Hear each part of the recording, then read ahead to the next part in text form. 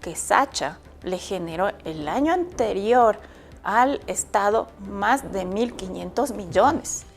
Y nuestra institucionalidad actualmente está tan debilitada que por eso no somos capaces de atraer la inversión extranjera. Las medidas que vendrán para compensar estos ingresos tendrán que ser o de más impuestos o menos subsidios.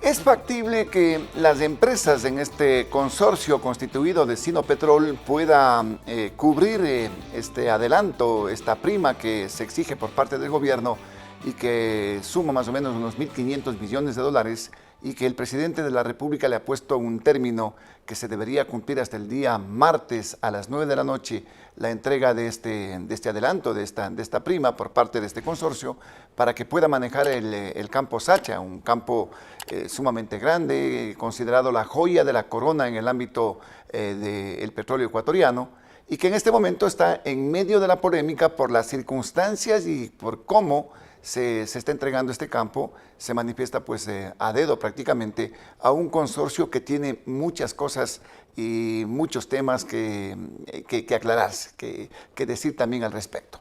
Es el tema que lo vamos a manejar con la ingeniera Marcela Reynoso. Ella es ex gerente de Petroecuador, importante consultora en materia energética y petrolera, con quien vamos a hablar sobre este tema del campo Sacha. No olviden que estamos en las plataformas de Global Opinion, en nuestro canal de YouTube. Usted se suscribe, ayuda mucho con la suscripción al canal de YouTube. Igualmente, los likes y los comentarios son también fundamentales para seguir contextualizando este tipo de entrevistas. Además, en las redes sociales de Global Opinion, usted va a encontrar la coyuntura informativa permanente de este momento que ocurre en el país, actualizada en resúmenes de noticias, tanto también a nivel nacional como internacional. ¿Quiere estar bien informado? Sigan las redes sociales de Global Opinion en Facebook, en X, antes Twitter, en Instagram y también en TikTok. Ahí va a tener buena información contextualizada por nuestro equipo de noticias y nuestro equipo de producción. El programa llega gracias al apoyo de Thunder Mammoth. Más fuerte, más versátil, más eficiente. Gracias por estar acá en la entrevista, ingeniera Reynoso. Desde su punto de vista y de experiencia, ¿qué es lo que está pasando en este momento con el campo Sacha? Bueno, un saludo cordial a todos quienes nos miran. ¿Qué es lo que pasa con Sacha? Es que se quiere otorgar una concesión a una empresa que dice ser formada a un consorcio formado por una empresa privada y una empresa subsidiaria de Sinopec. Entonces, aquí nos han salido muchas alertas, tanto desde el punto de vista de cómo se ha realizado esta adjudicación para la concesión, así como cuáles serán los impactos para el contexto de la economía del país. Porque Sacha no es simplemente un campo que da petróleo, es un petróleo que se vende en el exterior a uno de los mejores precios por su calidad. Claro, es más liviano, ¿no? Sí, es más liviano. ¿Cuántos tiene? ¿24 grados API? Sí, alrededor de 24 grados API. Entonces, y esa valoración hace que sea superior al resto de nuestro crudo, que es un crudo que más o menos tiene un diferencial con respecto al de Sacha de 6 a 8 dólares. Entonces, esa es la problemática, es más pesado. Sí, los crudos más pesados están, por ejemplo, en el bloque 16, en el bloque 15, ahí tenemos crudos más pesados, mientras que el liviano, el de Sacha, es de un API superior.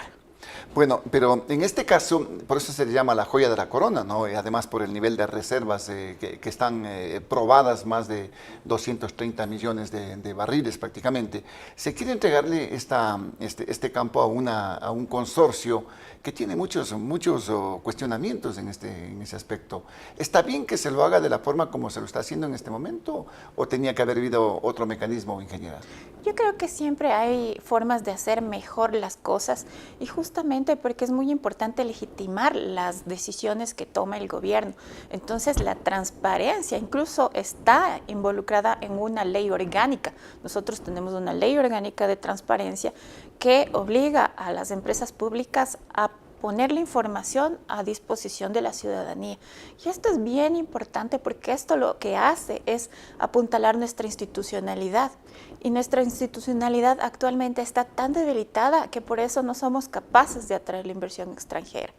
Entonces, siempre hay mejores formas de hacerlo y una de ellas es justamente haciendo pública toda la información y el proceso de adjudicación para hacer legítima la decisión. Entonces, en este momento, ¿qué es lo que está pasando? Que de diferentes corrientes ideológicas, el gobierno tiene una oposición o un rechazo o un pedido de mayor información con respecto a la concesión de Sacha. ¿Pero ¿esta es oposición o es este pedido de información de mayor transparencia respecto a este proceso? Son las dos cosas. Hay unos actores que se oponen definitivamente a la concesión de Sacha porque miran que es realmente que los beneficios anunciados no son tales que digamos que mitiguen los riesgos de todo lo que implica esta concesión. Y hay otras personas que dicen que sí, que podría ser una buena opción, pero que se transparente y que se lance a una licitación. Exactamente, eso es lo que dicen, ¿no? Que sea una licitación internacional. Porque la entrega que se está haciendo en este momento es una entrega a dedo prácticamente, ¿se podría llamar así? Es una propuesta no solicitada como consta en los documentos del ministerio, es decir, la empresa se acercó al ministerio y le dijo yo tengo la oportunidad y quiero invertir en Sacha, tómeme en cuenta.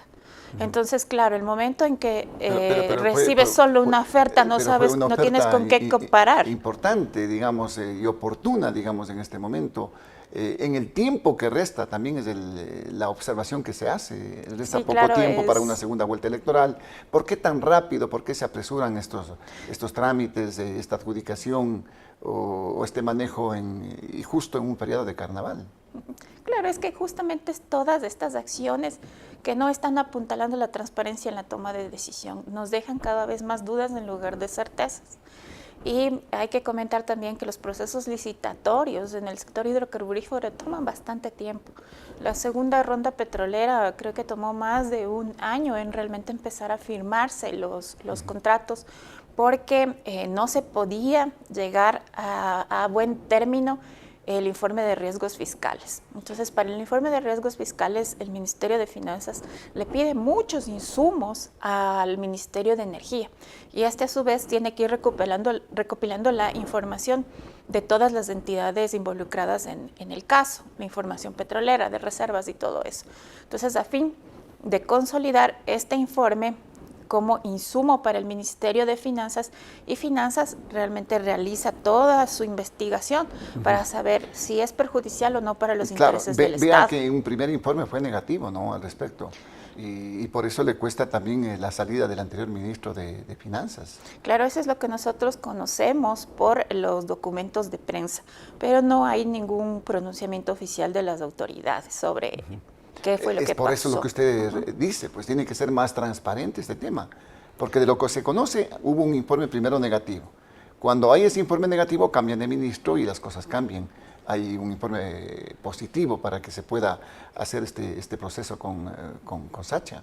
Así es, por eso es muy importante legitimar las decisiones y justamente donde podría el gobierno ir a legitimar las decisiones es ante la Asamblea Nacional, con las comparecencias. Y la Asamblea Nacional ha llamado en reiteradas ocasiones a los funcionarios del Ministerio de Energía, de Petroecuador y de Finanzas a comparecer y que muestren toda la información y los análisis realizados para el tema de la concesión.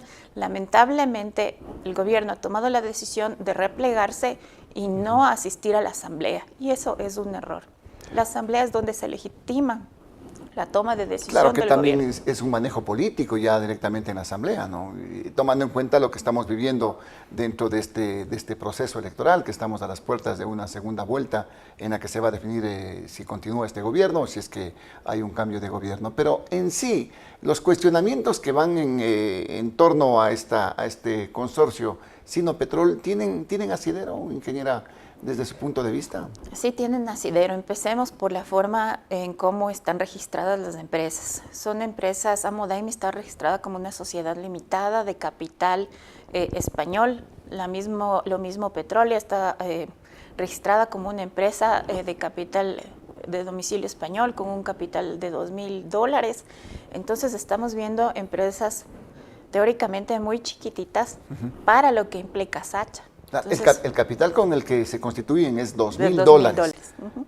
Es increíble, ¿no? Una empresa o un consorcio con $2,000 que quiera manejar un proyecto tan grande como es el de Sacha, que son miles de millones de dólares. Claro, son miles de millones de dólares. Tomemos en cuenta que la valoración del activo, cuánto ese activo le puede dar al Estado manejado por Petroecuador, fue de 14.900 millones. Esto implica la totalidad de las reservas.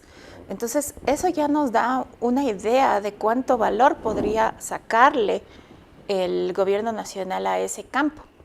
Y la concesión, en un inicio nos dijeron que nos iba a dar 6.000 millones. Entonces, ahí tenemos unos 8.000 millones que no se podrían justificar. Claro, están las inversiones y todo que hará el consorcio por fuera de la ganancia, pero nos queda esa duda de si se podrá o no ejecutar, debido a que las empresas, como se han constituido aquí en el país, serían muy pequeñas.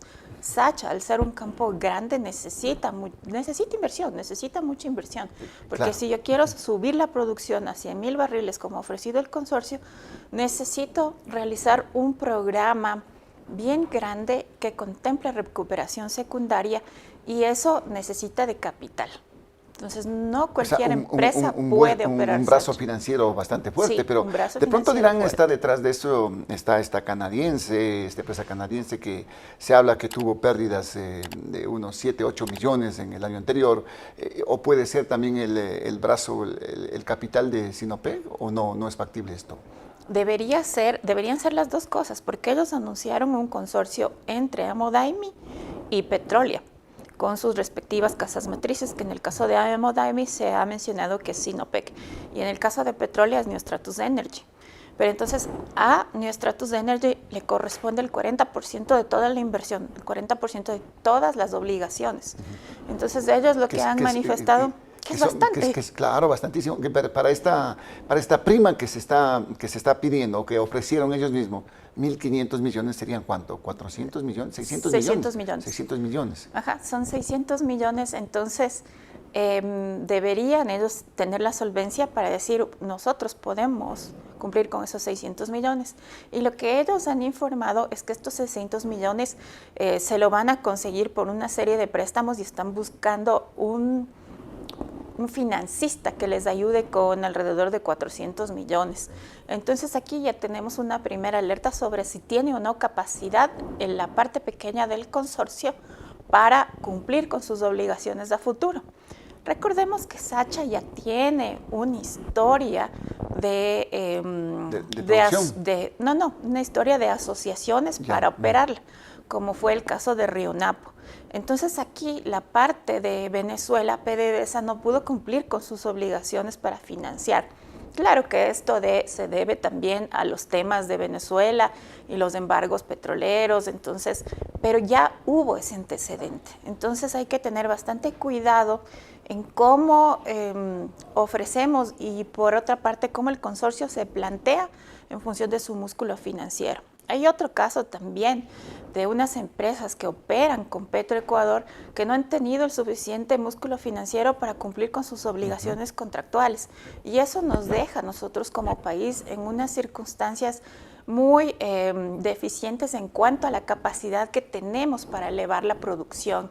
Entonces dependemos de estas empresas y de su músculo financiero para subir la producción, y cuando ellos tienen problemas de financiamiento de sus planes, pues nosotros también tenemos los problemas de no poder subir la producción, y ahí también unas pérdidas. Claro, pero la operación que hace Petroecuador, que está también cuestionada por parte de las autoridades, de pronto no es la mejor, a pesar de que ya en cifras la producción petrolera subió, pues está casi en 80.000 barriles, con una inversión que se hace aproximadamente 140, 150 millones al año, ingeniera. Bueno, lamentablemente Petroecuador siempre ha sido atacada por todos los gobiernos, porque me parece que aquí hay una carencia en la comprensión de lo que es Petroecuador. Petroecuador es la herramienta de implementación de la política petrolera y de una política energética. Entonces, esta falta de comprensión de lo que es Petroecuador ha hecho que muchos gobiernos hayan atacado a la empresa sin saber que es un brazo poderosísimo para la buena gestión de cualquier gobierno.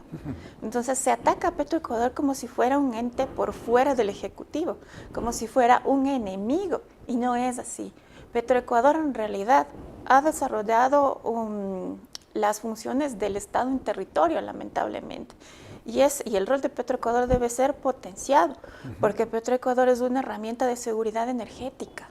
Entonces, eso es lo que claro, falta pero está inmersa en cuestionamientos, digamos, por la, no sé, politización de la empresa, temas también que redundan en el ámbito de la corrupción y que han sido evidenciados en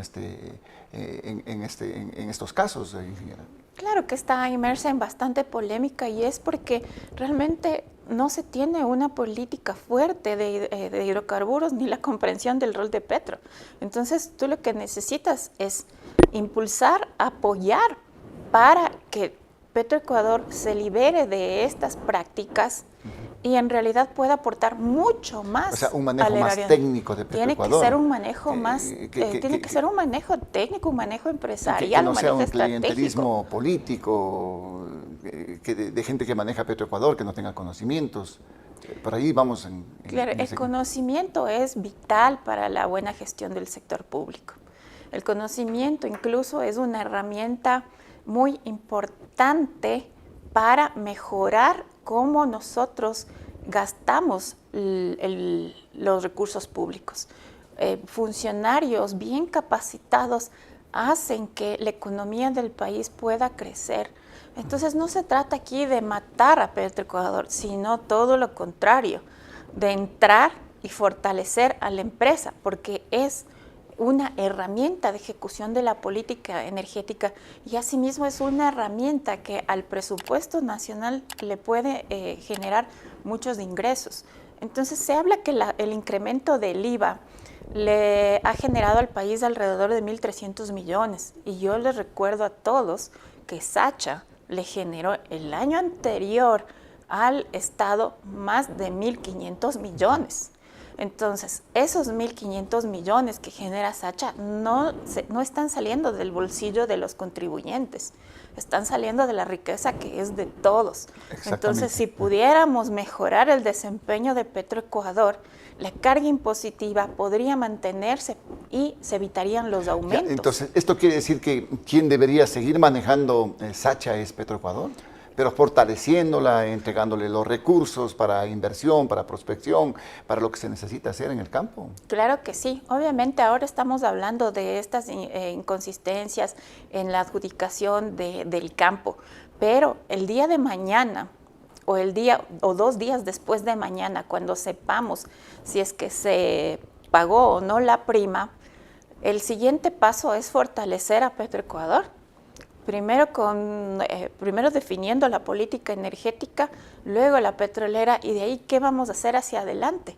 También es que es muy lamentable que estemos en un periodo electoral y eso no permite plantear una política de largo plazo. Pero yo también hago el llamado a que ahora aprovechemos este momento en que Sacha es la fuerza impulsora de la participación ciudadana, porque ha movilizado muchos actores que se están manifestando en función de una búsqueda de una política petrolera y de una mayor captura de los beneficios de la renta de los hidrocarburos.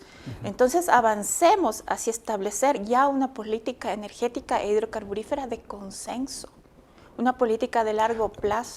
Pero esto involucraría que el privatizar, digamos, una parte de este sector tan importante como es el hidrocarburífero. Podríamos hacerlo e incluso se había planteado que hay ciertos activos de menor valor que tiene Petroecuador en su operación que podrían ser delegados a la participación privada, que es eficiente. Hay que ir analizando activo por activo para ver en cuál Petroecuador debería desinvertir y en cuál no, en cuál debe fortalecer la inversión para sacarle más ganancias. Ya, esto significa no Sacha. No, Sacha. Sacha debería continuar. El valor de extraer un barril de petróleo cuesta ¿cuánto con Es Petroecuador? alrededor de $7-8 el costo de poner un barril en superficie. Entonces, hay otros activos que están en control de Petroecuador cuyo costo de poner un barril en superficie es mucho más alto. Entonces, a esos activos los podríamos ofrecer bajo una licitación en un contrato de participación, donde una parte se lleve a la empresa privada y otra parte de la producción le corresponda al Estado. Entonces, esto podemos hacer. Es importante que se incluya a la participación y al capital privado para dinamizar la economía, pero hay que saber en dónde y bajo qué modalidad contractual. Ahora, este consorcio Sinopetrol, ¿usted le ve que tiene futuro? Si es que logra cubrir esa prima que se anunció de $1.500 millones. Lamentablemente yo veo que los riesgos de un buen futuro son mucho más altos que las certezas, justamente porque están demostrando que no tendrían el brazo financiero para poder operar Sacha. Entonces, en las declaraciones que tenemos en el aire por el tema de Sacha, se anuncian los montos de inversión, pero estos montos parecen muy pequeños con respecto a lo que hay que hacer en el campo. Entonces, inclusive son más bajos que los que invierte Petroecuador. Podrían ser más Está bajos. hablando de 1.500, más o menos unos, digamos, unos $80 millones al año. Es lo que, sí. Entonces, ¿cómo se quiere subir la producción a 100.000 barriles si no hay inversión? Sí, es bastante complicado. O sea, siempre para subir la producción necesitas de inversión, porque esta inversión tiene que ir tanto a facilidades de subsuelo, es decir, a perforar pozos, como a facilidades de superficie y también para generación, porque no puedes mover un barril de fluido sin generación. Entonces, la generación en Sacha está alrededor de $2 millones por cada megavatio. Entonces, es un monto importante que hay que invertir para potenciar el tema de la generación, porque recordemos que a lo largo del año 2024 tuvimos varios episodios de caída de producción y estos episodios de caída de producción tuvieron origen en la generación. El sistema petrolero de generación de electricidad no es confiable al momento actual y hay que hacer inversiones fuertes ahí, porque la confiabilidad del suministro eléctrico es fundamental para mantener la producción. El momento en que, para hablarlos en términos sencillos, se corta la luz en un campo petrolero, tenemos toda la caída de pozos. Algunos de ellos no se pueden volver a levantar, con lo que toca ingresar una torre para hacer el mantenimiento con los costos asociados. Entonces, esto también hay que verificar en Sacha, que en Sacha se necesita fortalecer todo el sistema eléctrico petrolero. Pero en ese aspecto, ¿no tendría razón, por ejemplo, lo que dijo la ministra de que era una empresa oxidada en este momento? Yo he conversado con otros técnicos y dicen que hay otras áreas, en cambio, que tienen tecnología de punta en este campo Sacha. Sí, y que lo que se fue a ver, a evidenciar, era un campo que prácticamente está en desuso. Bueno, Sacha tiene un equipamiento que tiene ya más de 50 años y también tiene otro nuevo de las últimas incorporaciones de producción. Entonces, a toda infraestructura hay que darle mantenimiento. Entonces, incluso la pintura cumple un rol de protección para la corrosión en Sacha. Entonces, a todo esto tenemos que darle mantenimiento, pero para el mantenimiento se necesita el presupuesto. Se necesita el presupuesto para cumplir todos los planes de mantenimiento y repotenciación. Entonces, sin presupuesto es muy difícil cumplir con esto. Muchas veces porque los planes de gobierno de los candidatos y luego presidentes se concentran en subir la producción, el enfoque va justamente a aquellas actividades que suben la producción, como perforación, dejándose de lado todo el mantenimiento de las facilidades. Entonces, esto sí va en detrimento de la funcionalidad de las mismas y del buen estado de estas. Entonces, hay que siempre pensar de forma estratégica. Los hidrocarburos no se planifican de un día para el otro. Los hidrocarburos, el desarrollo de todo lo que es el sector hidrocarburífero debe ser de largo plazo. Y con esto me refiero a que un presidente no debería poner en su plan que va a subir la producción a 600, 800 mil o lo que fuera, sino realmente que va a incrementar las reservas probadas en una cantidad. El expresidente Lazo ofreció subir a 1 millón de barriles, pues, o sea, nos vendieron cuentos. Así es, porque ese 1 millón de barriles también tenía en mente la explotación del suroriente. Esa es un área a la que todavía no se ha podido ingresar. Entonces yo aquí tengo un cuestionamiento. Si después de 50 años de producción petrolera no hemos podido desarrollar la infraestructura del oriente, infraestructura, digamos, en saneamiento, agua potable, entonces, ¿cuál es el ejemplo que estamos dando a la población? ¿Cuál es la imagen? Estamos hablando de una industria que no ha sido capaz de impulsar el desarrollo y es por eso la oposición al ingreso al suroriente. Entonces, mientras no resolvamos los problemas que tenemos ya en el área en la cual estamos explotando, es muy difícil encontrar la legitimidad para explotar el suroriente. Eso no se lo ha podido hacer hasta hoy. Entonces, primero lo que tenemos que hacer es ir arreglando, ir equilibrando lo que ingresa por la renta petrolera y el desarrollo del oriente, para mostrar efectivamente que los recursos naturales sí tienen un impacto positivo en todo el país. ¿Usted cree que este tema del campo Sacha debe mantenerse, debe tener un compás de espera hasta ver qué pasa políticamente, ingeniera Reynoso? Sí, yo creo que debería tener un plazo para esperar qué pasa luego de las urnas, porque el momento que se concesiona Sacha, se está limitando los ingresos del futuro presidente o presidenta. Eso es lo que no se ha comprendido o creo que no se ha evaluado del todo. El momento en que se saca Sacha de la ecuación, el futuro presidente o presidenta va a tener alrededor de 1.000 millones menos para gestionar toda la inversión social.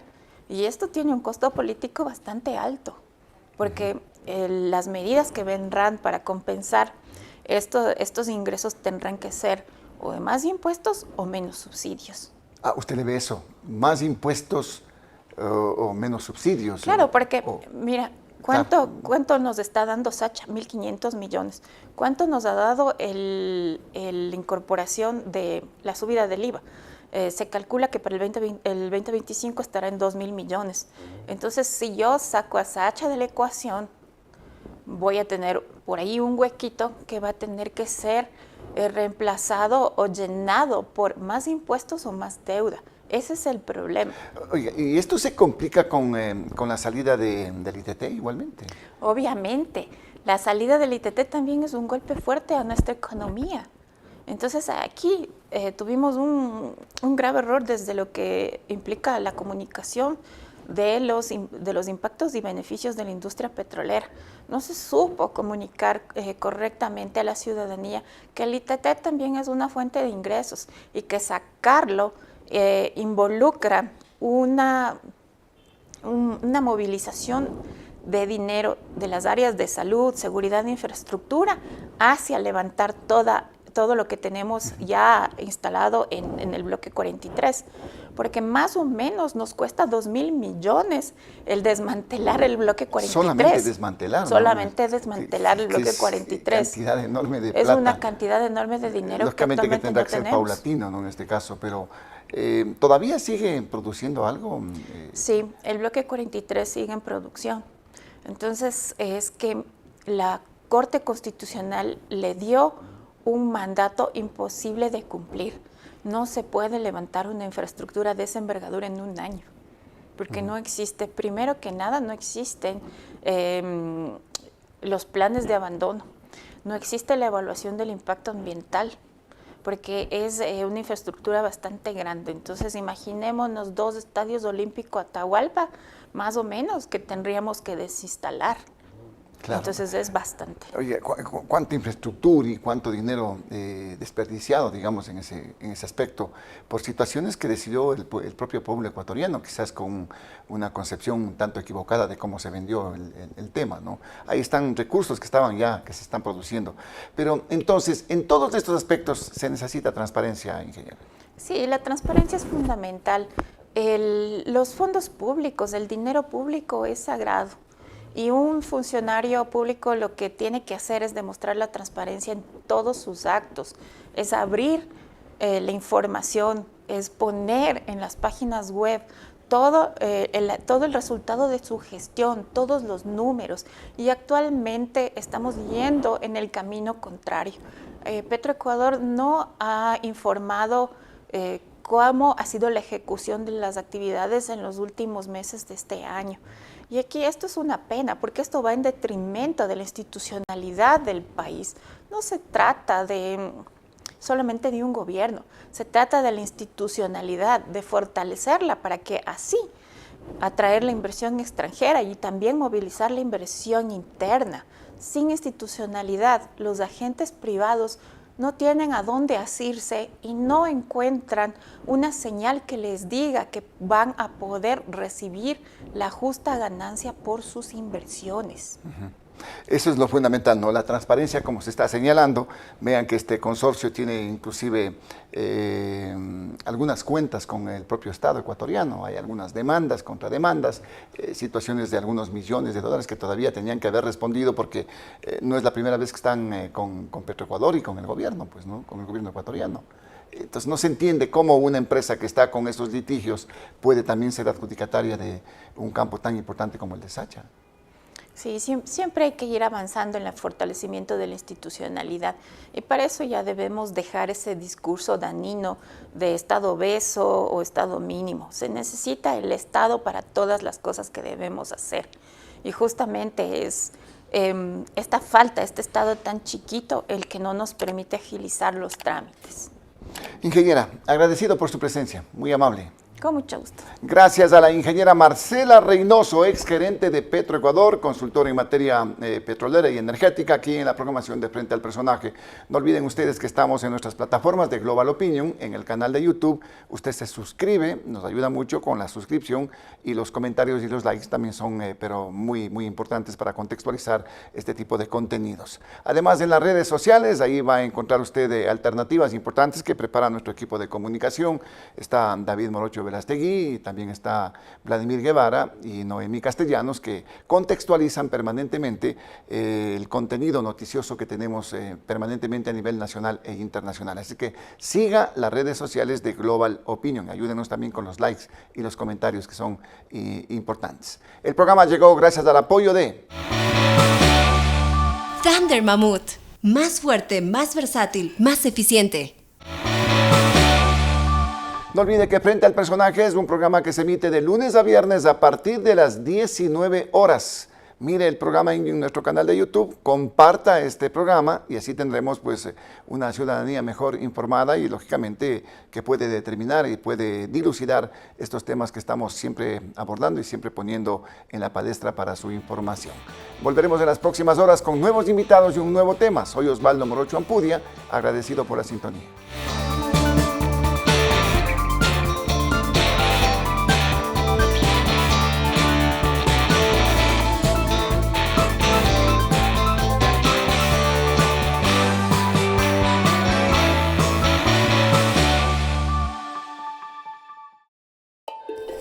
Él es Baltasar Ushka, el último hielero. Esta es la Thunder Mammoth M2, el primer motocarro de carga. ¿En qué se parecen estos dos personajes del Andes ecuatoriano? Que nacieron para ser los fuertes del trabajo pesado. Una potente herramienta de trabajo con amplio espacio de carga. Thunder Mammoth M2. Fabricados para durar, diseñados para ahorrar.